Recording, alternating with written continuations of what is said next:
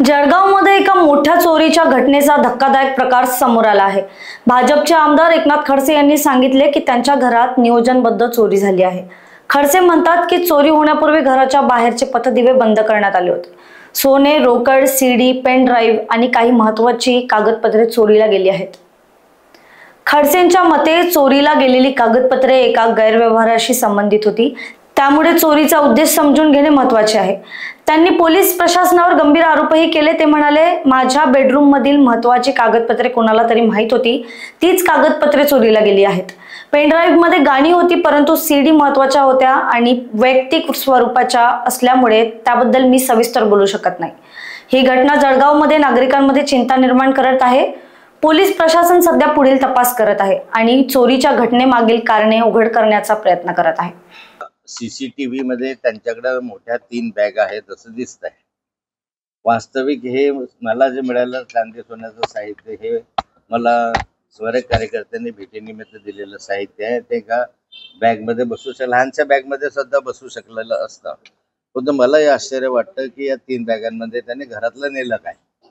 कागदपत्रांशिवाय त्या घरातलं दुसरं काही गेलेलं दिसत नाहीये। बाकीच्या सगळ्या वस्तू जशाच्या तशाच दिसत आहेत। फक्त इथून कागदपत्र सीडी वगैरे जे आहेत त्या गायब आहेत आणि त्याही निम्मे कागदपत्र आताही जवळपास 400-450 झेरॉक्स कॉपी आता शिल्लक आहे आणि बाकीच्या ज्या काही 2-2.5 हजाराच्या वर कागदपत्र होते ते चोरी गेलेले दिसत आहे। आता एकंदरीत हेतू काय होता याबद्दल मला शंका आहे। एक शेवटचा प्रश्न आहे, ज्या पद्धतीने नियोजनबद्ध ही चोरी झाली, पथदिवा बंद झाला, तुमच्या घरातून कागदपत्र आणि सीडी चोरून नेला गेला असा तुमचा संशय, तर कुठेतरी कोणाच्या तरी सांगण्यावरून ही चोरी झाली असा तुमचा संशय का? काय वाटतंय नेमकं?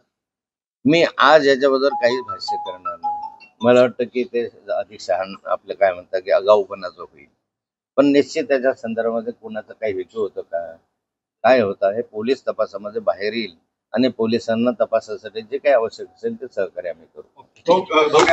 गृह खातं जे आहे देवेंद्र फडणवीस मुख्यमंत्री गृह खातं ते स्वतः मुख्यमंत्री आणि गृह खात्याचे देखील प्रमुख आहेत। एकंदरीत पोलिसांची कशा पद्धतीने बघता येईल? सत्ताधारीचे मंत्री आमदार त्यांच्या इथे मोठ्या प्रमाणात ताफा असतो पोलिसांचा, मात्र विरोधक असो या सर्वसामान्य असो यांच्याकडे पोलिसांची कुठेही असं आहे। साधारणपणे महाराष्ट्रातली स्थिती काही वेगळी असू शकेल, पण जिल्ह्यातली स्थिती मी मगाशी सांगितली तशी आहे। का नाही याला लेखी पुरावे आहे माझ्याकडे। माझ्याकडे कागदपत्र आहे, म्हणजे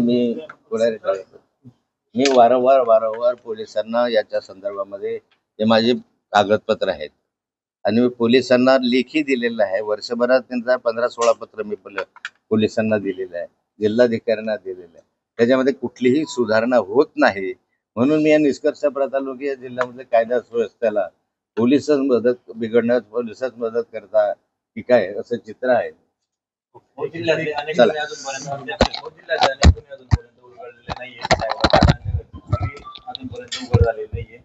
आपल्या गुन्ह्याचा तपास निष्पक्ष होईल असं आपल्याला वाटतं?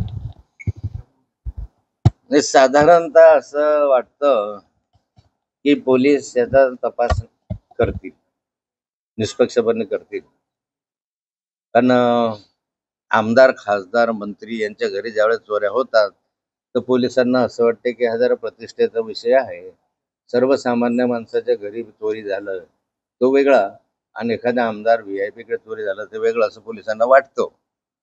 आणि यामध्ये माझं असं म्हणणं आहे की कुणाकडेही चोरी झाली तरी ते गंभीरच आहे, त्यामुळे पोलिसांनी त्याच दृष्टिकोनातून लक्ष द्यायला पाहिजे जे की VIP कडे देतात। आणि मला माहिती आहे की पोलीस आपल्या या प्रकरणाचा नक्की तपास करून काय हेतू आहे हे शुद्ध करतात। चोर पकडणं यापेक्षा इथे येण्याचा हेतू काय, कागदपत्र नेण्याचा हेतू काय हे आम्हाला समजलं तरी मला त्याच्यातल्या त्यात समाधान होईल। Bureau report, Lokvahini media, Nagpur.